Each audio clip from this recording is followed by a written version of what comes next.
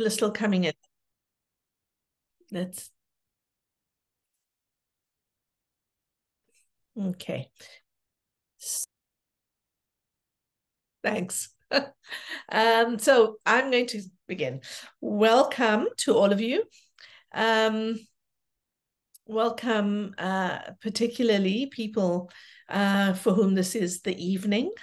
I know that it's not the easiest of times for people in other time zones. For people who don't know me, I am Shireen Hassim. I'm the chair in Gender and African Politics at Carleton, and this seminar is a project that I've run for several years called the Knowing Africa seminar, whose aim is to think of Africa as a space that is not only one that has to be known from outside by people, but a place that is itself knowing, theorizing, energetic, active, and making the world. And so what we try to do in the seminar series is to feature important books making important ideas from Africa, and now and then people who are working on Africa from other spaces as well.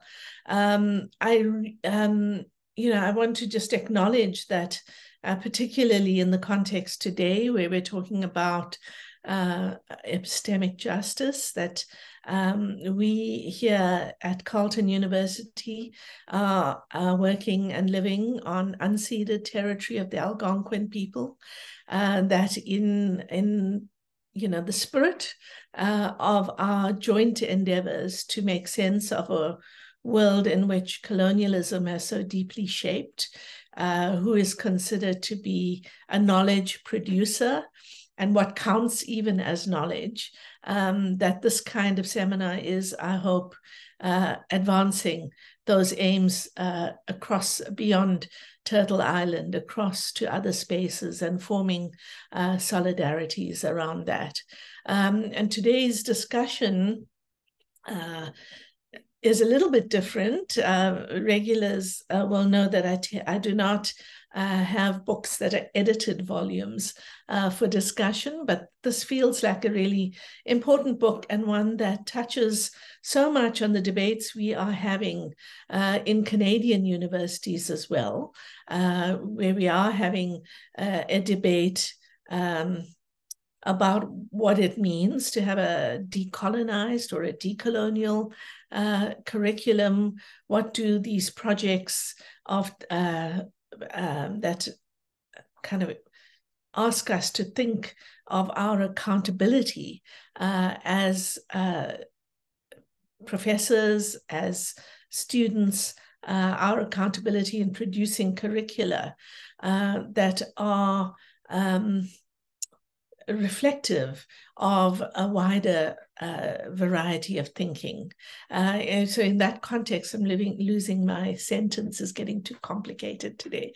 In that context, this book just seemed to be such an important way to open up our conversation.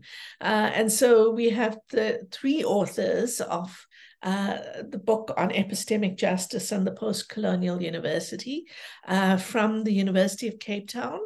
And the book is rooted in debates at the University of Cape Town, but actually it goes well beyond that, and makes contributions to the ways in which the different chapters also think about the disciplines themselves, right? Whether those disciplines are urban studies, literature, fine art, psychology, as you will hear.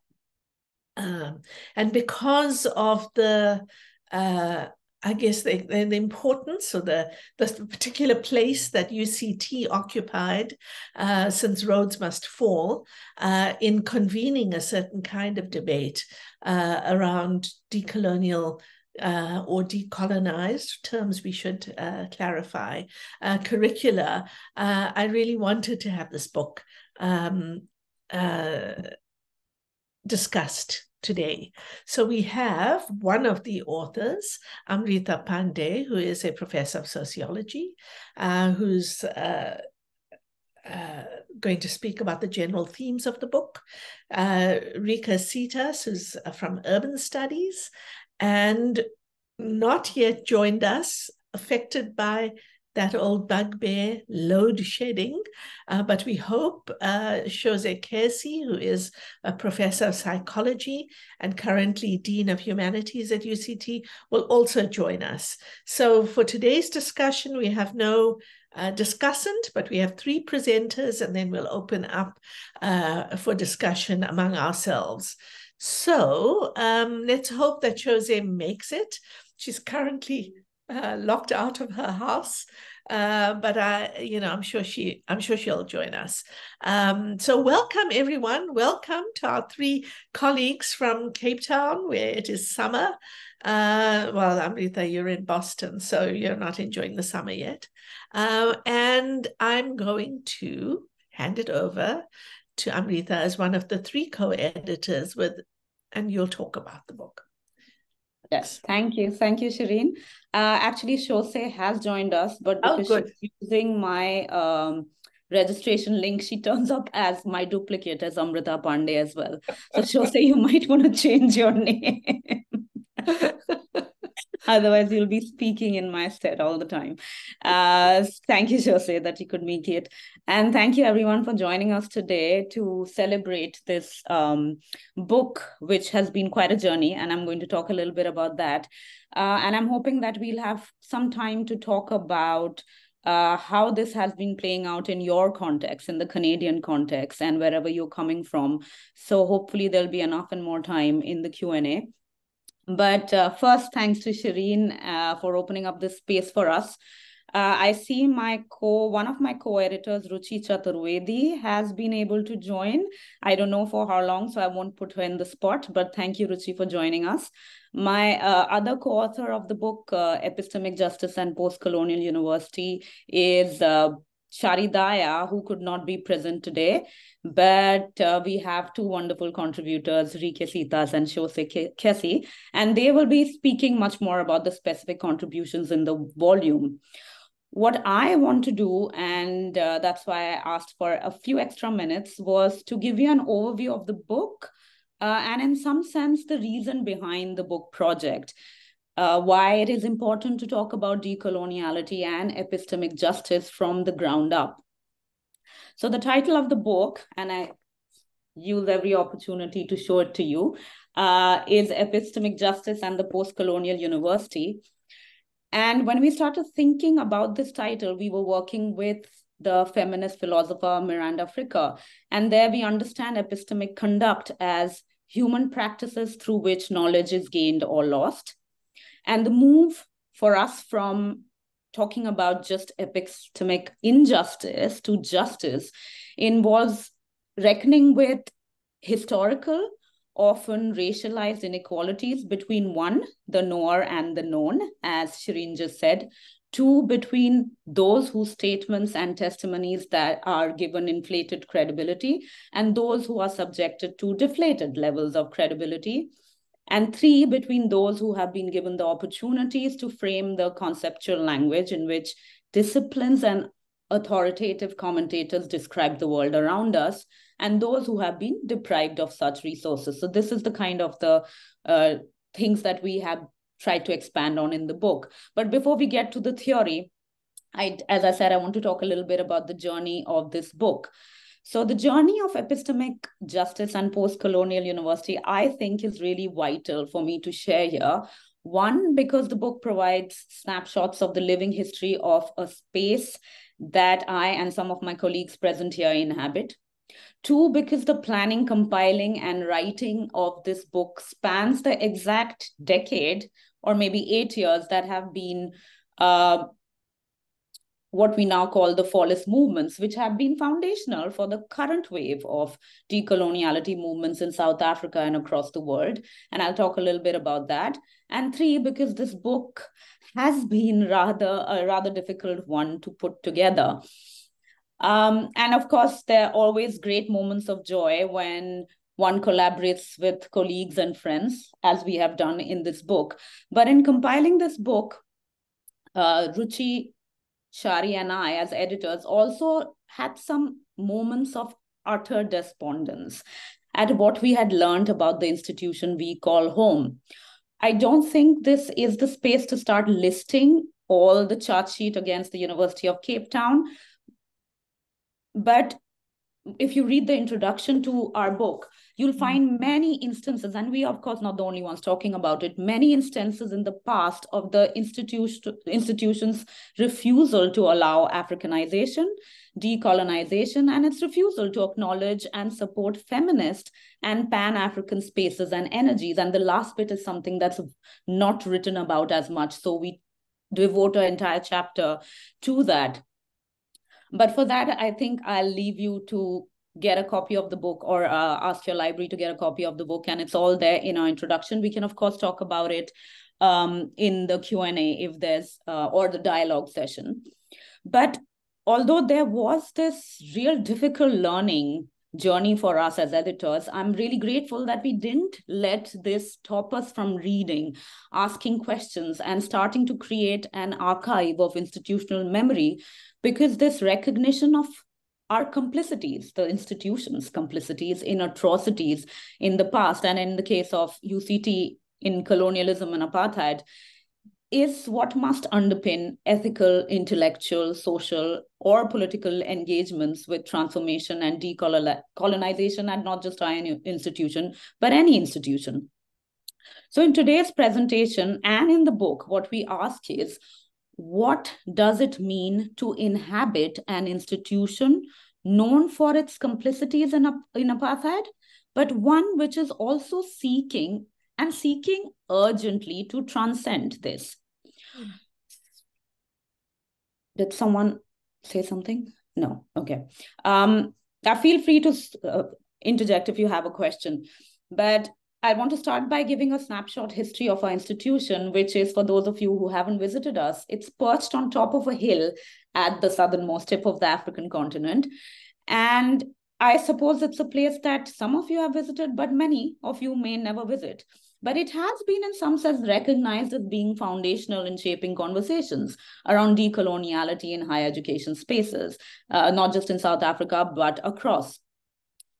And what started this chapter is 8th of March 2015, when one of our student activists emptied a bucket of human feces on a statue of colonialist Cecil John Rhodes, which until then perched really happily and prominently at the University of Cape Town's upper campus. And this act of throwing shit literally catalyzed countrywide student movements against legacies of colonialism and apartheid that persist in South African higher educational institutions. And these movements, I'm sure all of you are aware of and have been described variously as hashtag RMF, Rhodes Must Fall, hashtag Fees Must Fall, or hashtag FMF. And in a sense, these are South African students saying enough is enough, whether that be institutional racism, unaffordable education, or Eurocentric curriculum. And actually, this is the cover of the book, is an artwork by one of our students of the statue being brought down. And the Rhodes statue was brought down, but and that caught, I think, the entire world's attention. But even more importantly, these protests laid the ground for three major developments.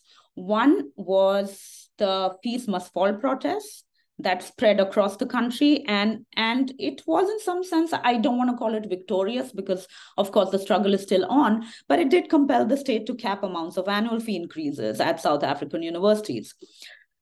Two, it initiated rollback of outsourcing and privatization of university services on several campuses. And three, it put rethinking and remaking the curriculum. And that's exactly what we are going to talk about as a priority item in South African universities and many other places.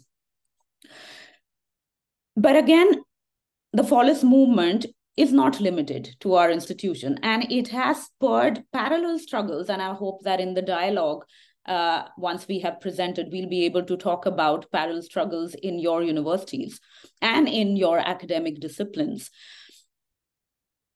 So the Fallist movements and its demand on the university in stark ways showed us students' desire to institute and exist in a university that in the first instance enables an understanding of the after effects of colonialism and then reflects on how to go beyond them, as post-colonial Stuart Hall argued in 1996. So the statue is just one manifest of that symbol of colonialism. But what we write about in the introduction and what comes across in the various chapters in the book is the students' passionate calls for its removal was just one reminder of the visceral ways in which this kind of history is experienced. But again, this is always my dilemma when talking about this book, is I do not want to let you think that this book is only about the story of one institution or that the movement is the story of one institution, because it's not. So if we just quickly zoom out from the institution to the city and perhaps to the country. So history is experienced every day in the city of Cape Town. And for people who have ever gone to the city, you'll know that at an everyday level, you have stark instances of racism, which you will notice. If you want to notice, you'll see it always and everyday segregation, whether spatially or economically. And in fact, Cape Town, the city, is widely considered to be South Africa's most segregated or divided city. And we have our affluent, leafy suburbs offering exceptional amenities and picturesque mountain and coastal settings, one of which is where UCT is. But in stark contrast are the intensely crowded, although I would think far more vibrant, informal settlements at the edges of the city. And the mountain on top of which our university is perched acts like, and you'll hear a lot about this, the Table Mountain tax. It acts like a real divider, as it has shaped where transport systems have been built and where property is considered worth investing in. And some of us here in the room can talk way more about this, but I'm just trying to provide some basis of the city, the divide in the city. But that, of course, is not all that Cape Town is about.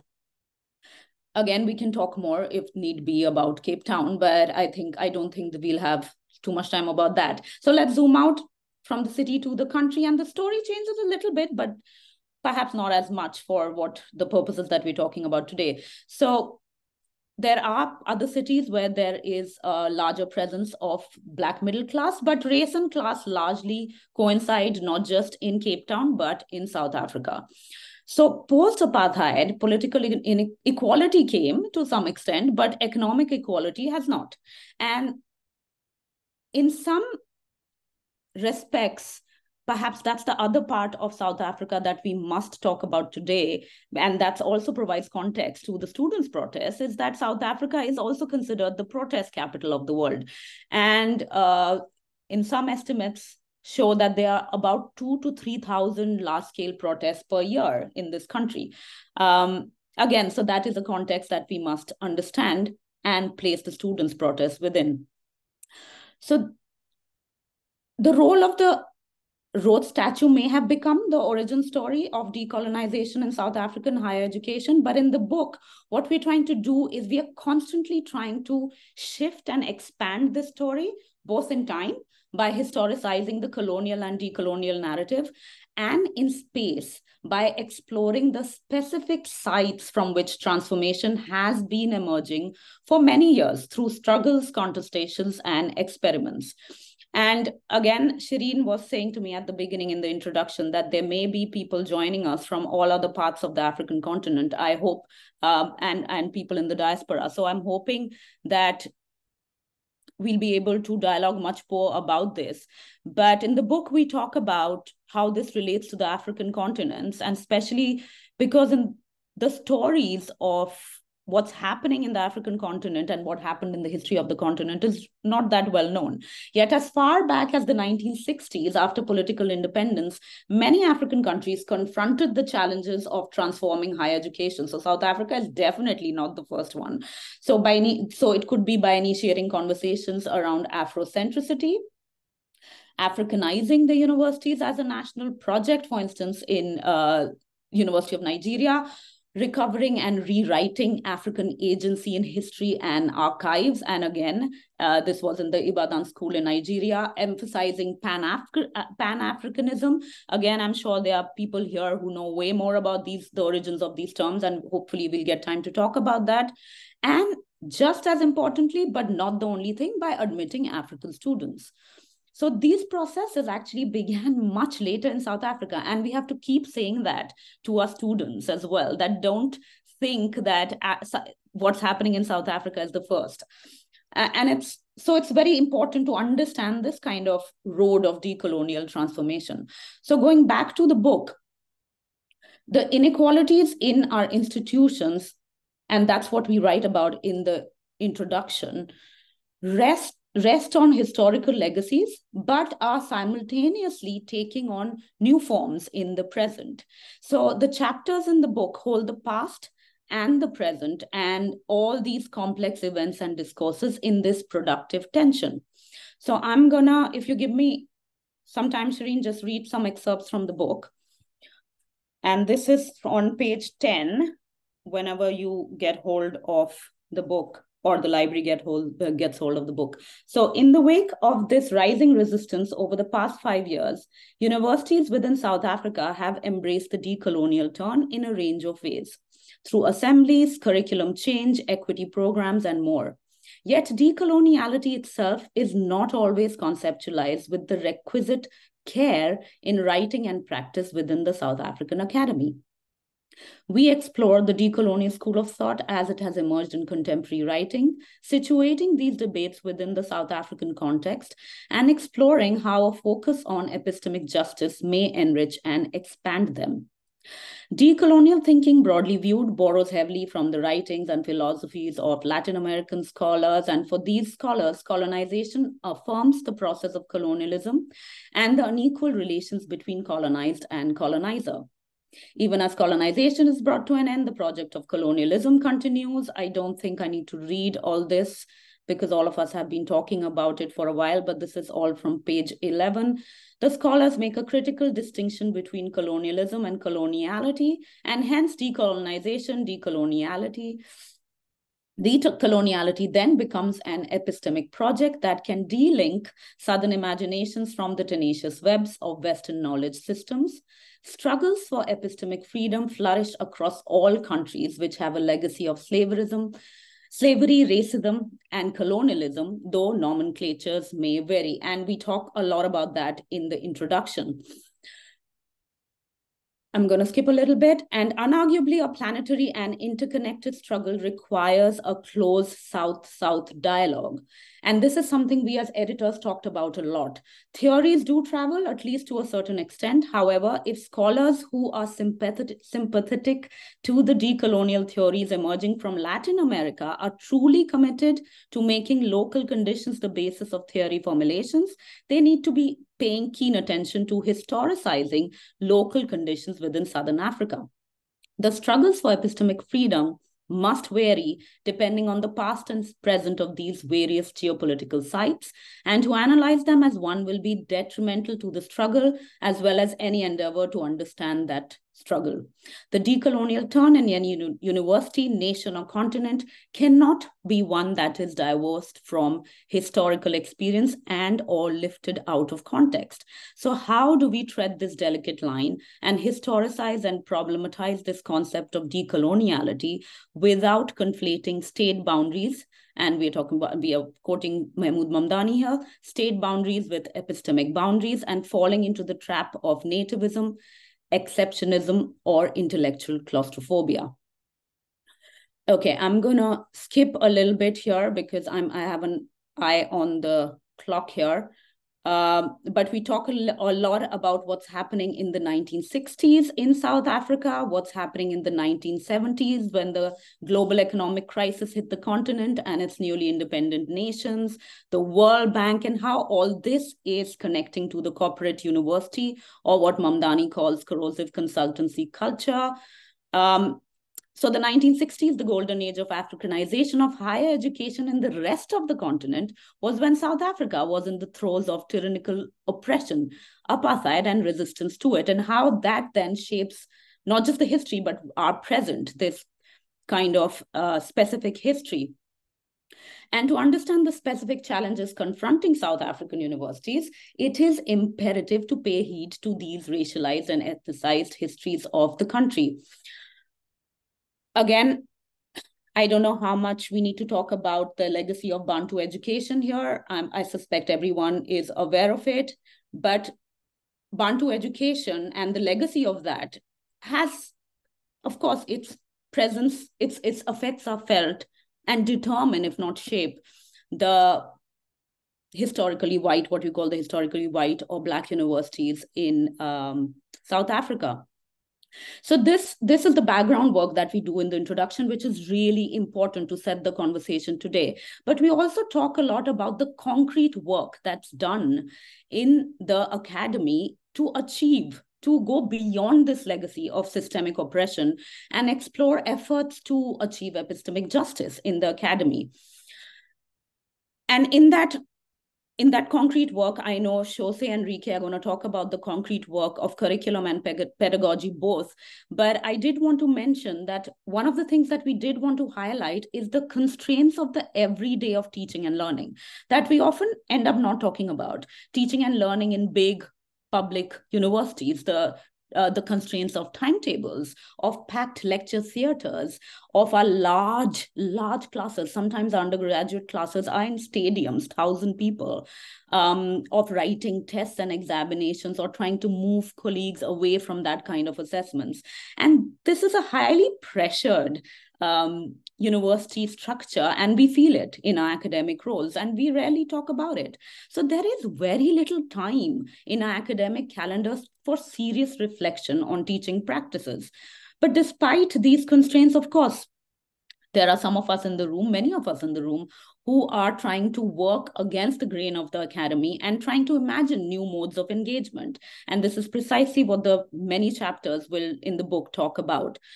But the last thing that I'm going to point out so that we can reflect on it a little bit in our dialogue, and Shose and Rike, I'm sure, will talk more about it, is that the space, remember I said we're going to expand in time and space. So the space, the third space, apart from the classroom that we also talk a lot about in the book, is that about curriculum. So we unpack this idea of how to decolonize the curriculum. So the UK-based movement, for instance, the question it asked was, why is my curriculum white? And again, this sounds like a simple question, but the response is not limited to just changing who the authors are in your syllabus. And here, as our colleague Suren Pillai has observed, you could still have an entirely Eurocentric course, even if it's filled with African authors. And this is something that we dialogue about constantly in our faculties. And the syllabi and the curriculum, of course, has been changing, but it's not been easy to do. And again, we can talk more about that. I know Shose is going to talk about a bit in her presentation as well, where it's difficult to do because there's a power of the canon. And what that means is whenever you try and teach something beyond that, it gets relegated to the other. But there's also something that we talk about much less, which is what Avino Okech has talked about, which is what comprises required reading and what becomes supplementary reading. So in the Q&A, perhaps it would be interesting, in the dialogue, it would be interesting to hear about what is observed in different parts of different universities and different parts of the world that the people in the room are coming from, as to how do you balance this, as what is the required reading and what do you put in as supplementary reading, and how do students react to that? Again, when we talk about Africa, and I promise I'm going to stop now, when we talk about Africa, one of the things that we constantly have to fight against is not to think of Africa as a case study material, because that's been one of the biggest problems, is that when we look at, and a simple survey of literatures by African scholars will show that very often it's very kind of development economist kind of writing, or the theory development dualism is there, where, and this shows up in when our graduate students present their work as well. There's this need, almost the need to present work in a problem and solution oriented way.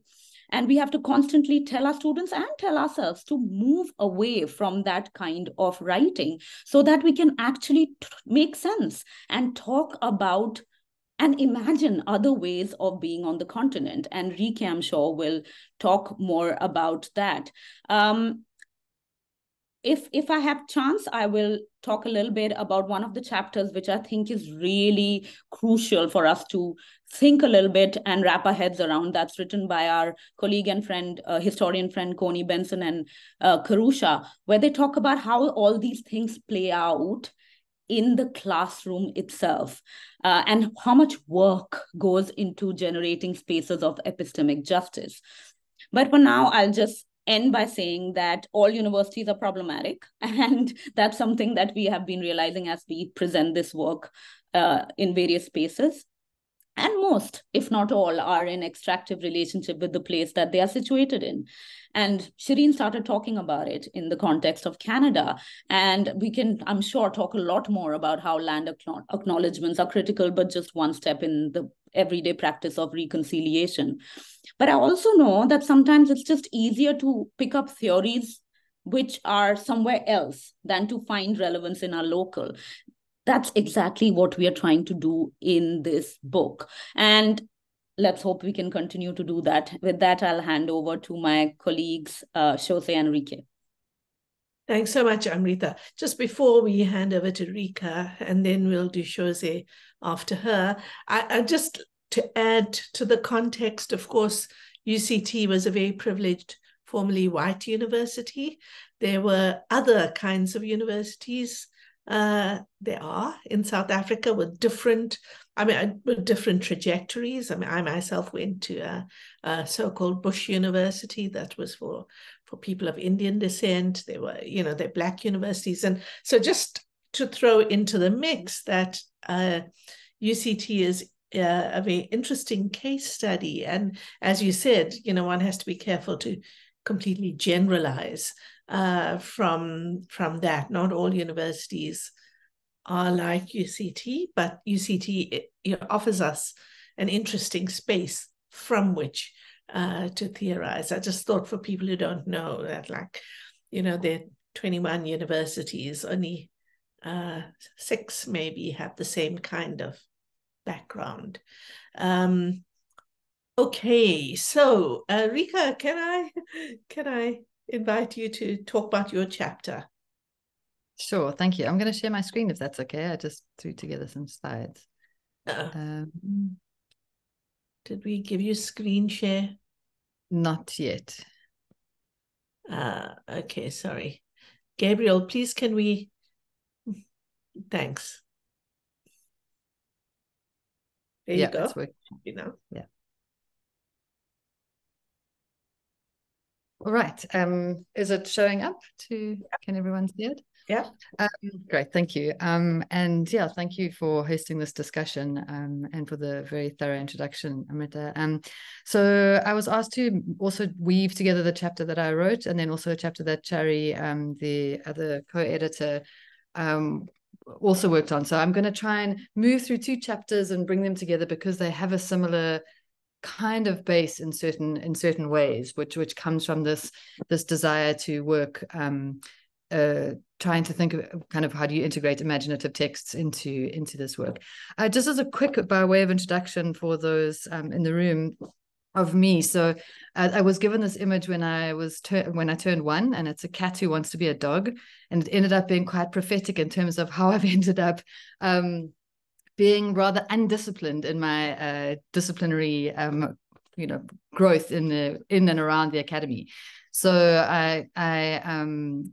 so I can't promise anything that's deeply disciplined, because I moved through politics, history, literature, fine arts, sociology, human geography, and then ended up in architecture and planning. And somehow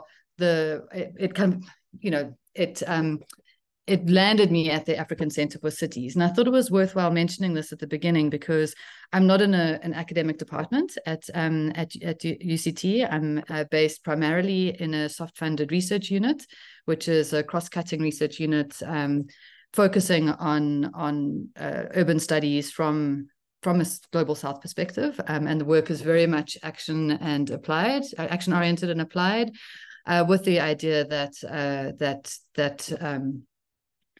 to be propositional, we need to be doing theory and practice at the same time. There are three research streams which I look after. One is around art, culture, heritage, and urban justice, and the other is around digital cultures and youth, and then the sort of various forms of experimental practice. But I also do some teaching in EGS and in sociology, and kind of move through the university in other ways. Amrita, you started talking a little bit about this idea of Cape Town and what it is, and we kind of know Cape Town is often called a dual city, that there are these very, very stark inequalities, and you can see here in the aerial views. There's informal settlements right next to massive golf courses. There are 11 golf courses. There's also, hugely unequal city based on socioeconomic, spatial, any kind of divide has been inscribed into the city through infrastructure, through green spaces.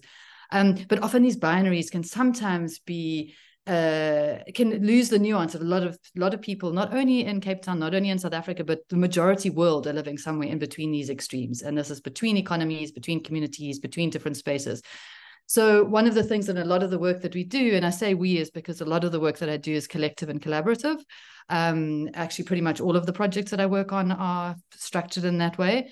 But it means that we need to question what is normal and what we think of as normal in cities, because when the normal is informal, as is the majority of the world, then it can no longer be seen as deviant. And what does that mean for scholarship, for the way that we do research, the kinds of inquiry that we are interested in, where formalization is not the everyday reality. At the same time, a lot of the research and a lot of the work that we're seeing in Southern urbanism and kind of unpacking what's happening in cities across the global South often takes a very developmentalist lens and economic lens. And Amrita, you touched on that earlier. It doesn't always bring to focus the realms of urban life that are not just about this solution-oriented, the planning, the policy making, the very kind of desire to solve. And one of the things, and so this writing is where the both chapters sort of stem from, is that there is a disconnect, that there isn't the same kind of resonance, or not the with everyday life, with the intangible, with myths, with communion, with festivals, with dreams, with eroticism, with our daily desires, and how we actually make decisions about living in the city. And so we're very curious about where those things do happen. And both of the chapters kind of touch on this. And one of the things that we argue is that to privilege the metaphorics of the city is not to leave the real city behind, but that the city is always densely metaphorical. And what does it mean then for research and for teaching, when we are so used to teaching in other forms of disciplinary spaces and ways?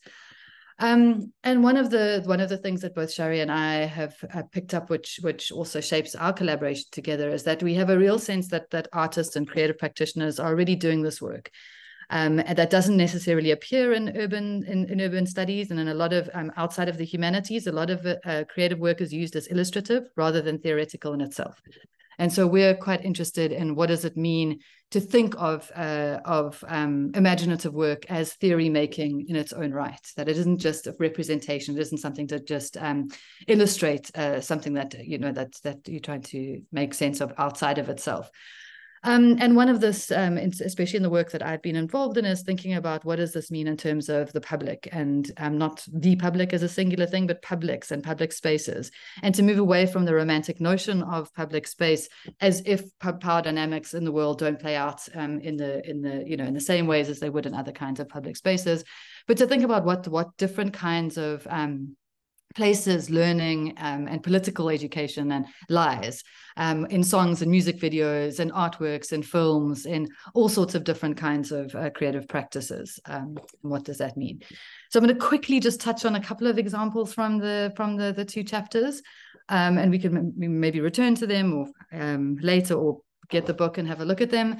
The one is a series of experiments that we've been doing at ACC around serious gaming and around how to use arts-based practice for as not as a replacement for other forms of research, but as a way to complement our other research. And so this was an installation around food systems and food security, using this sculptural trolley project outside the City Hall in Cape Town, where different food items were placed, and players or participants who were moving around the market space near in the surrounds were allocated a kind of weekly budget, very based on the research of these urban researchers, in order to make and unpack food decision making. And what was remarkable for the food researcher, who's used to going out with a series of questions, is how different people answer in a non-threatening space of a game. Whereas often when we do research, especially in places where there is massive research fatigue, especially because the material conditions are not changing in any meaningful way for a lot of people, what are the kinds of conversations that researchers will get by asking predictable questions, and how do those shift when you change the register under which conversations happen? The second, and I think this is something that Amrita, you can talk about more, but what I find remarkable about the work that, so this was Amrita's PhD, which was a book, but also a series of performances that broke the fourth wall of the space, because the research was performed, and then Amrita played the different characters, and audiences could ask them their questions. And so for me, what strikes me about this kind of way of thinking about research is that it doesn't have to sit in a thesis in a library that one or two people ever read, or it doesn't have to be a book. It can be a performance. It can be something else. And what if that was the PhD defense? So what does that mean in terms of the assessments we set, the way we mark, the way we expect people to be able to engage with the very, very rich material that is often created through these projects? And the third example I'd like to give is a project of a graffiti collective, and it's a hip-hop led graffiti collective based in the Eastern Cape. So it's not necessarily urban in the sense of situated in a major city, but incredibly, it breaks the rural urban divide that we often think about, because actually everywhere in the world, anywhere you go, you will find some kind of marker of hip hop, whether it's graffiti, whether it's music, whether it's DJing. And so it is the kind of the youthful marker of everywhere. And what was interesting about this particular initiative is that on a very small budget, a collective of graffiti artists managed to regenerate a whole neighborhood in the Eastern Cape near East London, without it being the usual gentrification. So it's another kind of tool where creative practice can have actual material effect in a particular place. The last example I want to talk about or introduce very briefly is this collaboration with Shari and I, which is this course that we've been co-running for a few years now called Imagining Southern Cities. And it was an experiment around what does it look like if we use different kinds of imaginative representations in order to think through geography. And so it's situated in the geography department. It's not a literature or film studies course. It's what if we take different kinds of texts as urban theoretical texts in their own right. And what does it mean in terms of an artistic urban archive of the South? We know what London looks like through Charles Dickens. What is the Global South visioning of this? And then that this doesn't always happen in the kinds of the art house film. We were really interested in the kind of popular media as well, like the films that people are watching, the books that are winning awards that people are reading. And as we know that Nollywood and Bollywood both are much bigger economies than Hollywood could ever dream of being, and there's more reach. So what does it mean to then start thinking about these different kinds of texts as primary texts and kind of as pedagogical in the Freudian and in the kind of sense of what kind of political learning is happening in these spaces? So there was a series of curriculum experiments we did, which were around the material. there's a series of experiments that we have been playing with around watching and reading experimentally. What if we think of these various texts, whether they are films, and in this case, we put a series of different kinds of films, a music video, urbanized a particular kind of documentary, and then an activist documentary, and then the JP on a Friday, 4 very, very different kinds of renderings of how we understand the city. And what if we look at those as the theoretical texts, and what does it mean in terms of the different kinds of narratives that can be drawn on in order to understand the cities that we live in, which goes beyond the city of Cape Town and has resonance across the global south particularly. And then also experimental writing. What happens if we ask students to write in a variety of different registers? If we don't only ask for the essay, what does it look like? Especially for students who do not come from, necessarily from humanities or arts backgrounds. What does it mean to then start playing in this space of experimental writing? And what does it mean for assessment as well? Because it's not necessarily about an artist who's gone through an art degree who then has a set of criteria and a rubric that makes sense. What does it mean in terms of coming up with a different set of criteria around the kind of political education happening in these spaces? And the last one is that we thought it's really important to think of the materiality of this as well, that there's something experiential that's really important too. So we thought about what happens when we teach in different places. We built field trips and walks. Sorry, and there's dogs barking in the background. I hope it's not too distracting. And to think about the sensory and sonic landscapes and how they also track onto thinking alongside the different material texts. As material and imaginal text. So the last thing I just wanted to mention is around, if we return to the themes of the book more generally, is these questions of epistemic justice. What does that mean in terms of research, in terms of the classroom, in terms of assessment? What does it mean in doing this work that is maybe disciplinarily disobedient, but also quite dexterous, because we're trying to stretch and move out of these narrow, inherited, siloed boundaries that we have in terms of certain disciplines? What does it mean to trespass different kinds of ideologies, different kinds of approaches? And then what does it mean to think otherwise and be imaginative in this process? Which obviously, and I think Coney's chapter really speaks to it, what the implications are for the kinds of expertise. What does it mean to be a lecturer in these spaces? What does it mean for learning environments beyond these very large lecture halls, which we often bound by because of the sheer numbers of students? What kind of materials can we use? What technologies do we need to think through, especially as the radical shifts in technology at the moment? What assignments do we assess? How do we set? How do we assess them? How do we grade? And what are the knowledge products that we can trouble in a sense in this process? Okay, I shall end there. Thank you. Let me hand over. Thank you so much, Rike. That is really fascinating stuff, about which I'm sure there'll be a lot of questions. Shose, welcome. Yeah. Sorry you had such a stressful entry. Yes. It was one of those days. Yeah. I also wanted to share a few slides. Let me just... Okay, Gabriel, we need to make sure Shose also a co-host. There you go. You can do it now.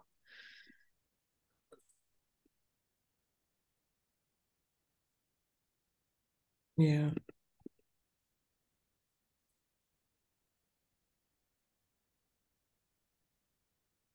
Okay. Okay, so thank you very much for the opportunity to talk about this chapter. I originally wanted to write this with a couple of my students. I think that it's really important when we're talking about decolonizing the curriculum or, epistemic justice to do more collaborative work. And so I try as much as possible to write with my students or the participants in my research projects. So originally there was 2 students, but one unfortunately couldn't finish the project. So it's myself and Hal Cooper, who was a student in my honors class. Now I can't remember which year, but it's a while ago. And I think one of the things one of the things when I'm thinking about a decolonial approach to psychology or any discipline, I think it's really important to think about the history of the discipline and how it emerged. And in psychology, we have a very dubious history because it emerged as a discipline in its own right in the late 19th century. And played a key role in legitimizing forms of apartheid, colonization, slavery, by doing what some people call race science or scientific racism. So psychologists were involved in the types of studies that involve intelligence testing or looking at race as an independent variable and measuring things like intelligence, sensory and motor skills, brain size, etc., very much to justify racial categories or the existence of race as something biological, but also putting race in hierarchies. And by doing so, it kind of legitimizes oppressive systems, because if you can think about somebody as less than, then you can act towards them in that way. And I titled this a very short history of psychology because actually there's also a much longer past. But just for the purposes of today, I'm looking at what in psychology can help us understand the trajectory of the discipline in terms of understanding racial difference or difference in general. And there's another moment in the history of psychology which is called or referred to as the social psychology of prejudice and discrimination. And in the European context, social psychologists were very much involved in wanting to understand the Holocaust. And so many social psychologists talked about developed theories of prejudice and discrimination to understand how is it possible that ordinary people became involved in discrimination and violence against the Jews. So, and in North American studies, you kind of see how social psychologists have been involved in understanding segregation and actually very much involved in anti-segregation movements in schools in particular. But when you look closely at those studies, you also find that they're very much focused on the individual, on analyzing attitudes and personalities to explain prejudice. And in many ways, it's prejudice then becomes a very individual thing. And the mind is seen as something that is faulty, right? So the individual is very much the unit of analysis and understanding prejudice. And prejudice is this natural information processing mechanism of the mind. And what that does is that it exonerates people from taking responsibility for their prejudice, because the understanding of prejudice is outside of a social, political, economic context. It becomes about individual behavior. So it exonerates people and in turn also blames people who are the victims of racism and prejudice. So when I was thinking through what a decolonial orientation to psychology would look like in my own practice of teaching psychology, it was very much based on, well, we need to critique this individualist approach because our behaviors are embedded in a social context, but also because most of psychological theory is based on it's based on this norm, which is this white male, middle class, heterosexual, often Protestant, whom everybody else is measured against. So you'll see in the history of social psychology, especially social psychological studies, this is the norm that other people are measured against. The other thing was to critique this myth of rationality and objectivity of science. So just putting psychology in context and acknowledging there are many other types of knowledge in terms of how we understand human behavior and the human mind, and there are many other types of rationalities. And I give, for instance, examples to my students that there's a lot of social psychological research in South Africa that's been conducted around HIV and AIDS and people's behavioral responses to, why do people not go to the clinic because of the stigma? Why do people not use condoms? So there's all kinds of relational dynamics, power dynamics. There's a whole context in which people's behavior is explained. And if we take an individualistic approach to understanding behavior, often ends up with victim blaming. We've seen that in psychological studies recently, in South Africa, which I referred to in the chapter around the cognitive capabilities of colored women, for example. And then the other thing that's really important, I think, in a decolonial approach to psychology is understanding the political effects of psychology. So I think this can apply to any kind of knowledge. Or any kind of discipline, is that knowledge is not out there waiting to be discovered, but actually we produce knowledge through our own research and investigations and psychological investigations with people. We are producing the research. It's not out there waiting for us. So it's the actual political effect of psychological work that we need to understand and analyze. So this chapter looks at a honors course in psychology. I don't know if honors is a year we have in South Africa that's comes straight after the undergraduate program. It's like a fourth year of an undergraduate program. And I started teaching in the psychology department at UCT in 2011. And I started first teaching a social psychology course and then a critical psychology course, and then developed an honors course the following year in 2012, which I called Postcolonial Psychology. And then that course, over time, I developed it into what I now call political psychology. I haven't taught since 2019, so I don't know what it is now.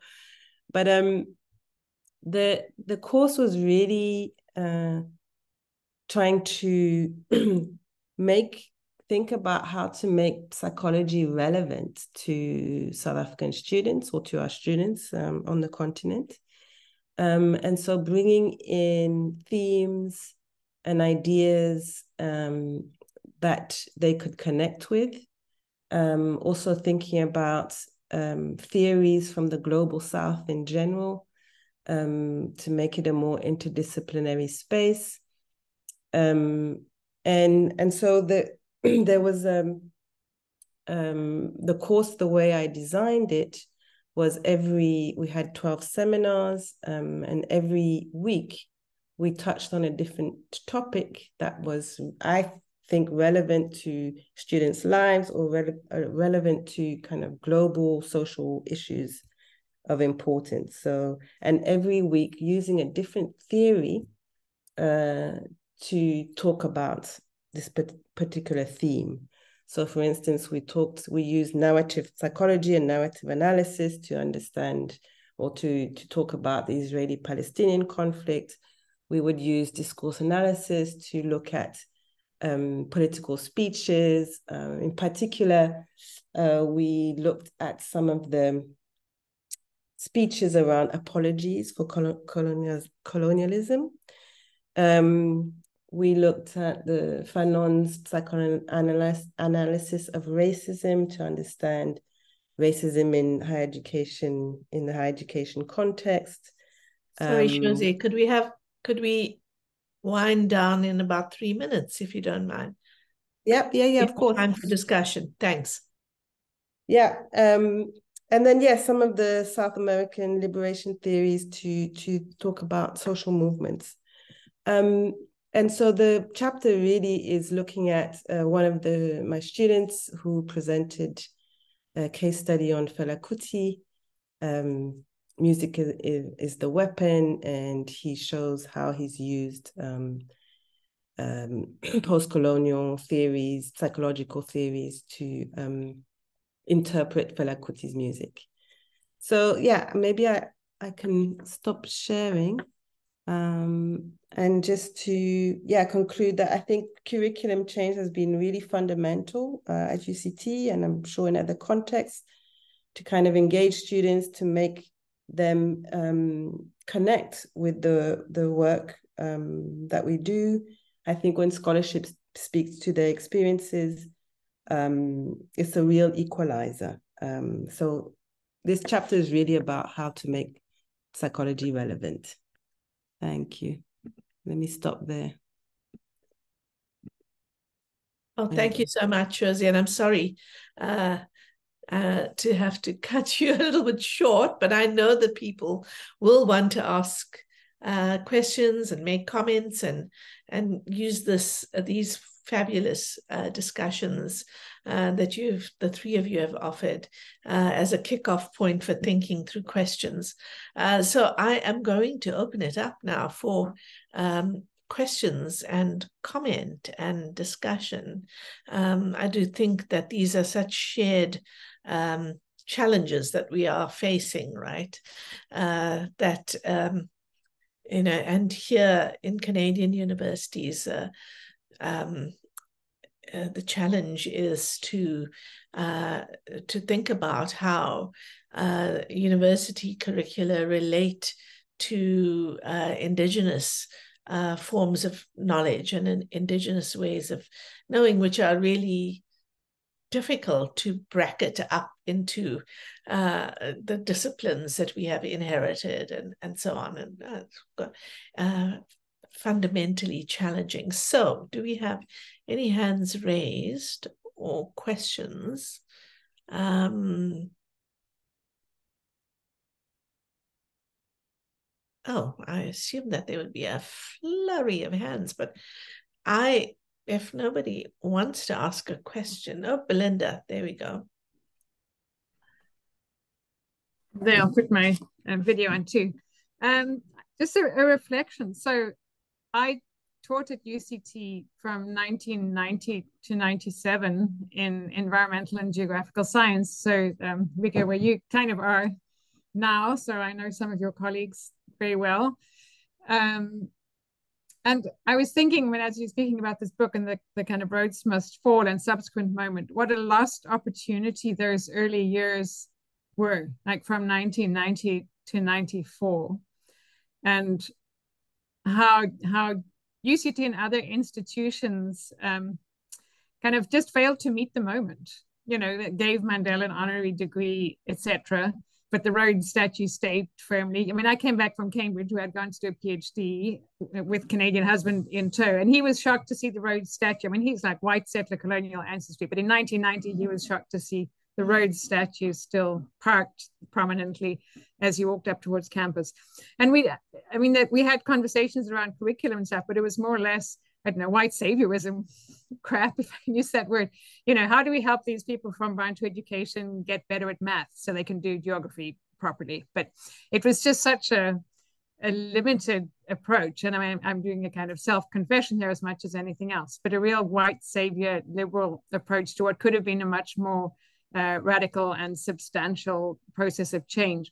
And I was just sort of thinking aloud, like and I think, well, what were we thinking? Like literally, what were we thinking? And what were the obstacles? And I think some of the things as kind of precursor to the era that you're discussing that we need to think harder about mean, the intellectual debates were kind of, Marxism versus non-Marxist approaches in social theory. So that was one kind of obstacle, being stuck in that. And then the other, I think, just South Africa's isolationism. And you can argue very much in favor of academic sanctions, but a lot of South African academics had very limited experience of anything outside South Africa, other than the kind of white, British North American axis, where some of them had gone to study or had been on sabbatical and so on.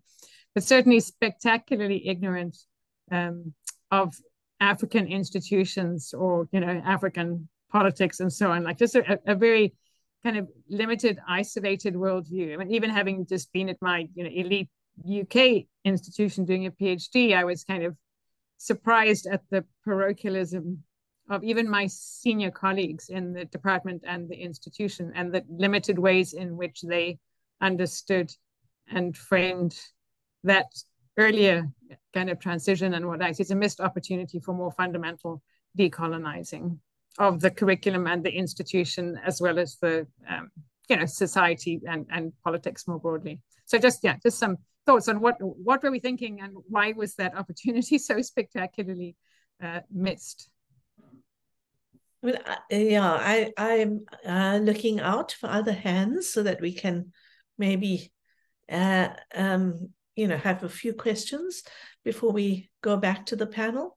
I mean, I would want to throw in to the mix some sort of what we haven't talked about. And, Amrita, in your wonderful kind of contextualization, you raised this question of, that students are kind of problem-oriented and problem-solving. And some of this is coming from the post-1994 government, which shifted so much funding to higher education towards what they considered to be developmental work, right? So there's a sort of, where's the state in the story, and the way in which the state framed what the higher education project ought to be, and what it funded and what it didn't want to fund, has some implication here too, if we were to sort of add that into the mix. Samuel, you have a question. Yes, thank you very much, Prof. Thanks to the speakers.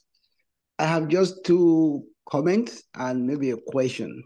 And the first one is that, is the university in Africa actually post-colonial?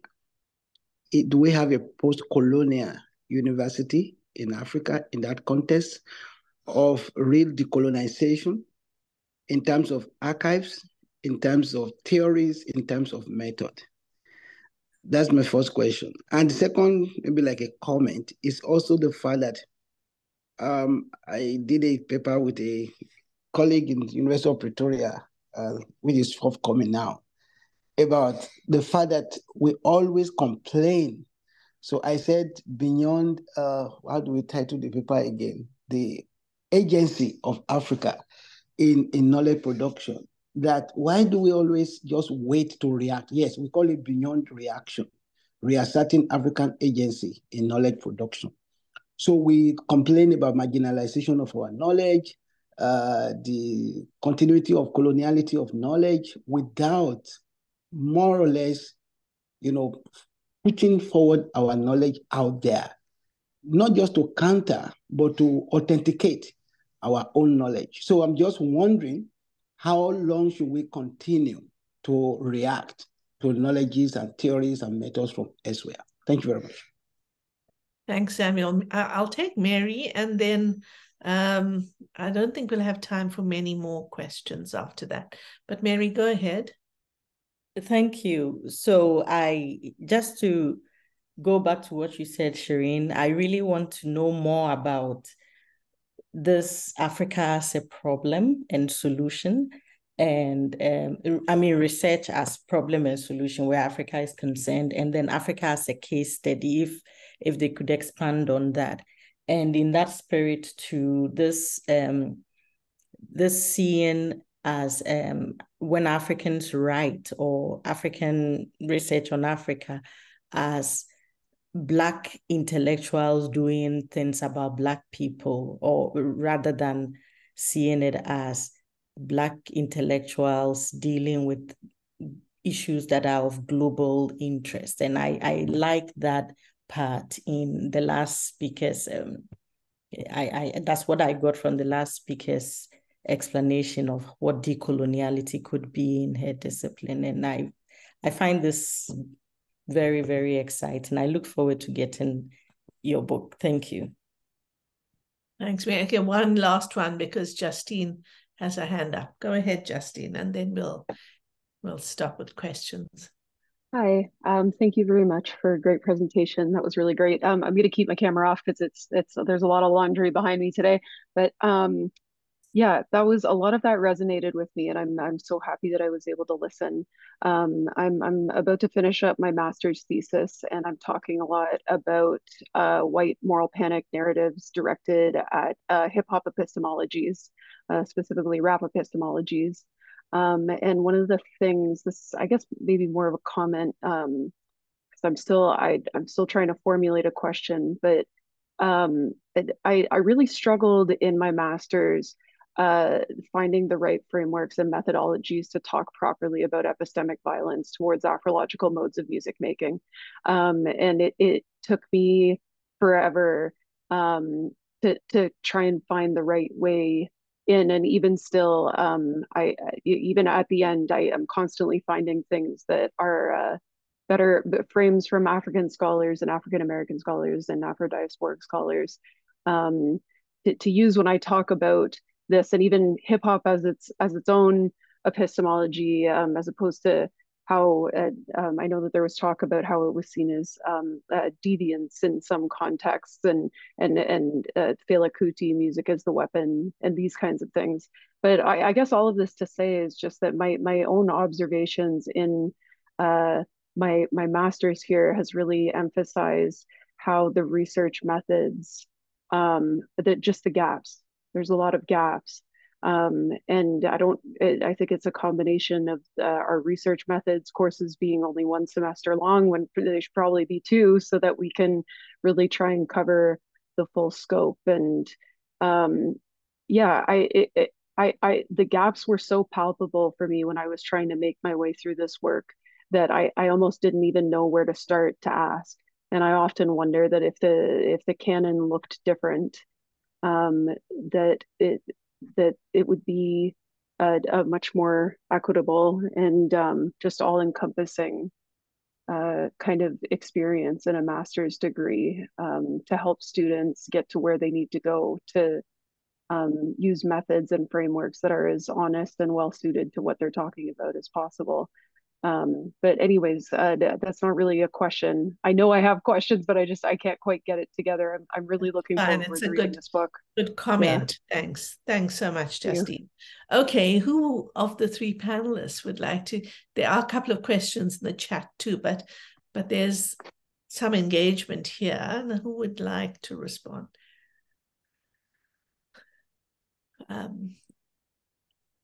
Amrita, I can just start because these are more comments than questions. Yes. And was it Belinda who spoke first? Yes. It was so interesting to hear you speak, Belinda, because of course, as we say in the book, the authors, the contributors are mostly all. Many of us are part of the Black Academic Caucus, the Black Academic Caucus Women's Committee, and mostly many of us are Black feminists, and almost all of us except maybe two joined the university around 2010 or later. So the kind of history that you were talking about, Belinda, is what we reflect on, but through someone else's work. So we as editors read a lot of work by Mahmood Mamdani, and Mahmood Mamdani, as you would know, was appointed as the A.C. Jordan Chair in 1996.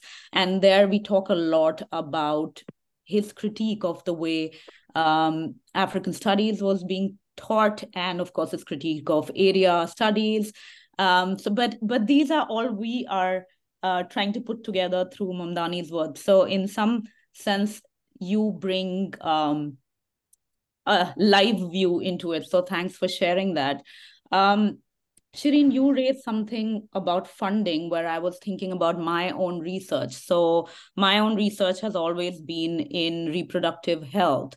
And often when I apply for funds from research funds from South Africa, there is a push from funders to talk just about HIV/AIDS and to start thinking about reproductive justice or health technology or genetic studies from and genetic justice from Africa is almost something I cannot do because funders will not let me go beyond the conversations around HIV. So I think it was you and someone else who raised this topic of funding and research funding, and not just the state funding, the way it funded universities and projects in the 1990s, but even now, the kind of funding we receive makes us think about and write about and research about Africa in this problem-solving way.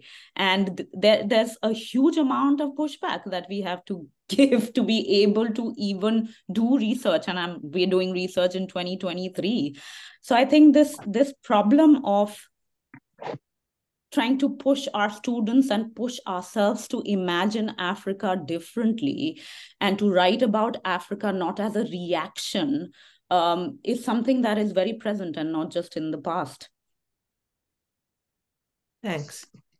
I don't know if Rike or Shose want to respond. Last hand. Very quickly, Shireen. I just wanted to mention that yes, I think there's been massive change. You know, we often complain, but we've also seen massive change at the university.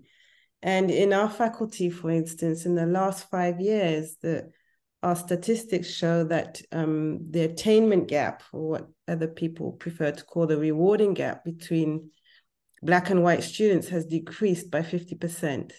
And this is thanks to the work of, Amrita colleagues, people who have been pushing for curriculum change, especially since Rose Must Fall. So I think there's been some really positive, impact. The other thing I wanted to just say is I think it's true, research methods are critical.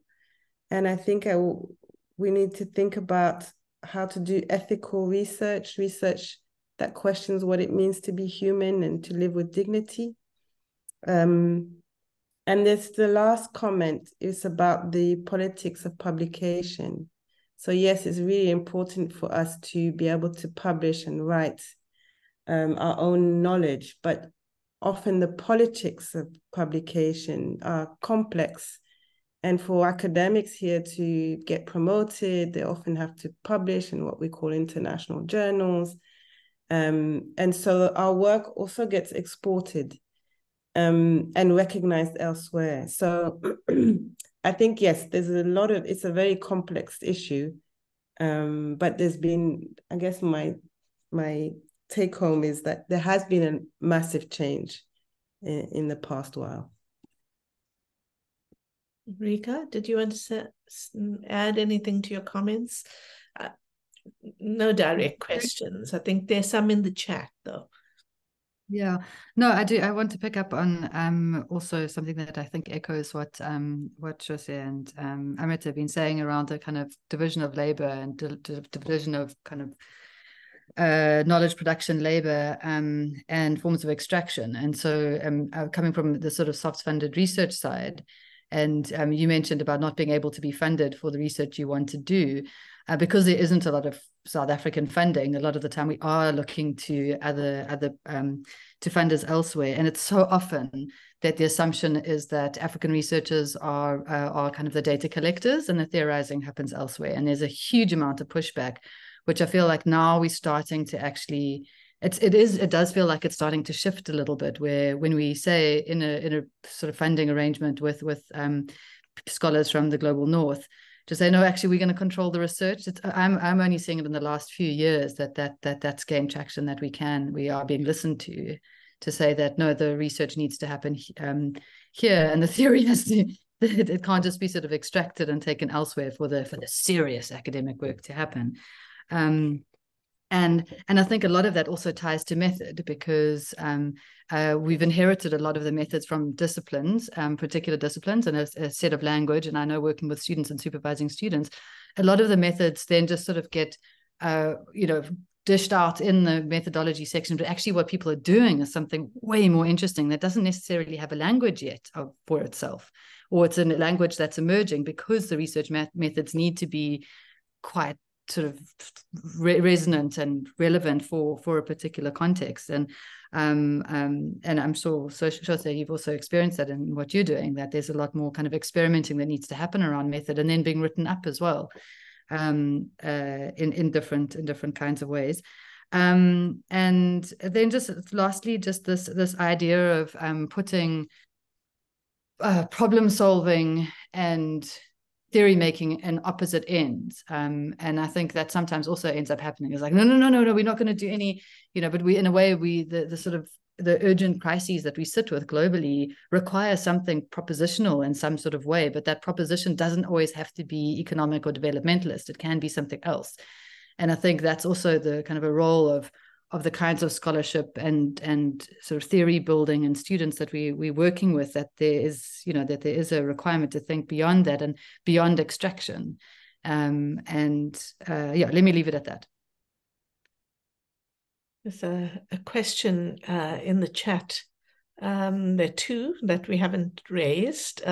One is a kind of supportive question from Denise Kamuka, who says, how do we navigate the ethics process, which, as we know, is very formalized. I'm not sure how formalized it is now at UCT, but certainly in the North American context, it's highly bureaucratized and formalized.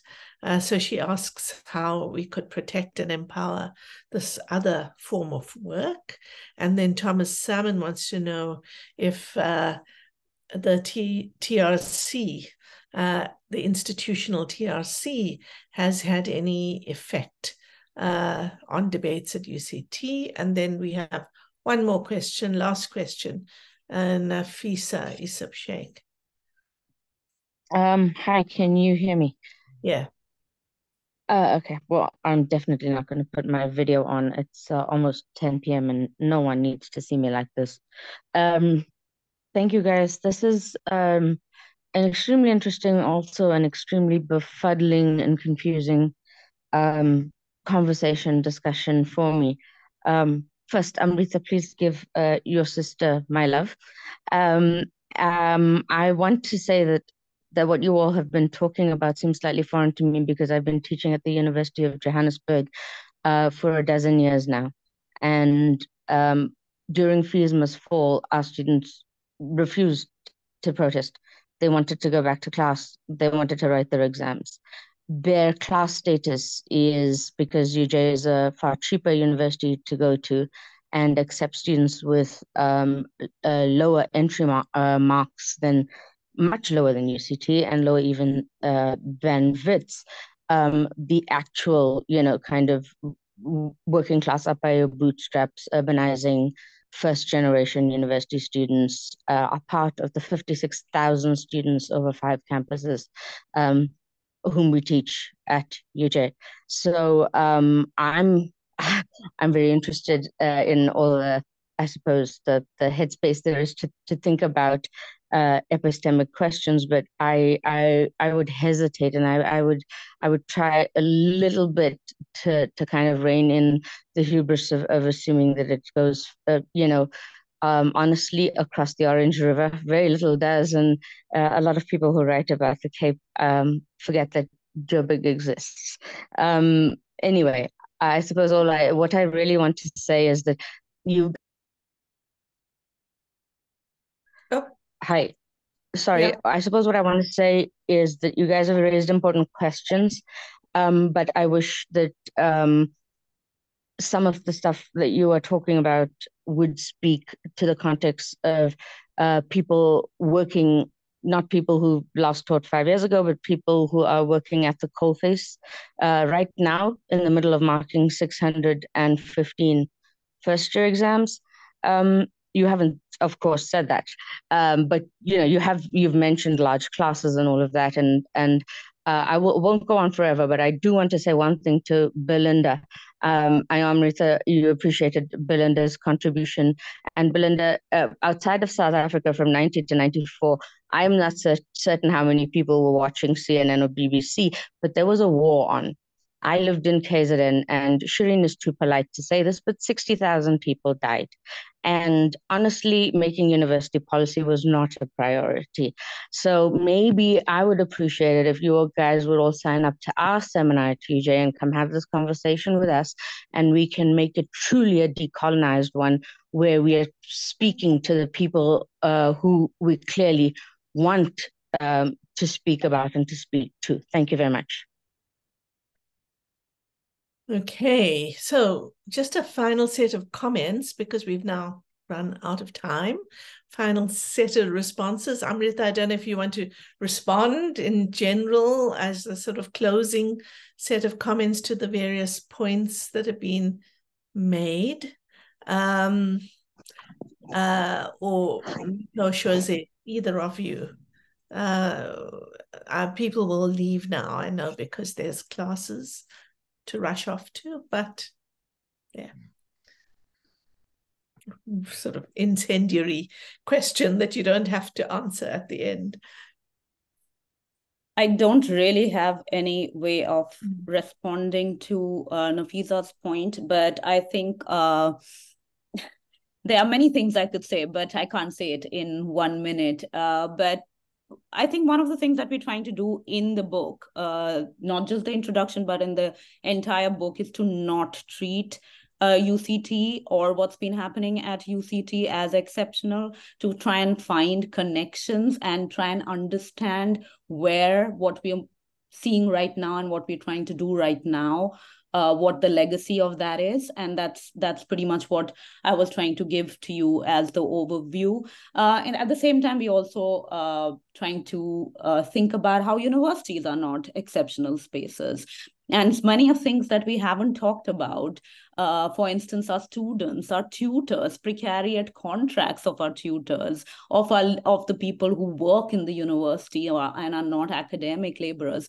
There are so many things that we try and do in this book. We touch upon those things. Our students have been talking about it in all their movements. So I think this conversation is just about starting. And I'm glad that, Nafisa, you talked about UJ. So this is definitely not limited to UCT, and hopefully this will give rise to conversations across not just the universities in South Africa, but these kind of spaces, Shireen, that you're opening up and beyond that. But I'm sure Shose and Rike would have some things to add. I see it's 2:30 already. Yes. No, just to say thank you, Shireen, for the invitation. I think in psychology, there is a movement across South Africa in terms of decolonizing psychology. Multiple universities. I mean, I'm in contact with multiple universities, psychology departments, psychologists, including UJ. We write together, we collaborate together. So I think there is I can't talk for across the disciplines, but I think definitely in psychology, there's a strong move towards decolonizing the psychology curriculum across the sector. Thank you. Thank you, Shose. Rika, any last word or no? I just thank you so much. I mean, it feels like just like we just opened up a little bit of a window here onto such complex debates and ones in which we are all absolutely it's the stuff of our work, both as teachers and as researchers, if we are faculty, very much so if we are students and we are kind of on the receiving end or trying to make our own way in finding our own voices as students and formulating our new questions. So it is a long and difficult debate, and I think with many similarities, many institutional difficulties and similarities that actually, I think people recognized in your introductory comments, Amrita, were able to sort of say, oh, that sounds just like where I am at the moment. So thank you for this book. I put the details of the book in the chat. Please buy the book, read the book, discuss the book, share it.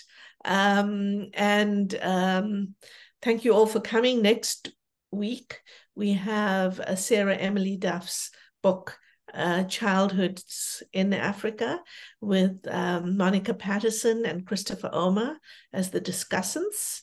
And then we have one more on marriage in South Africa on the 6th of December before we close for the term. Thank you very, very much. Amrita, thank you. Rike, thank you, Shose. Go well, everybody. Thank you, Shireen. Thanks, everyone.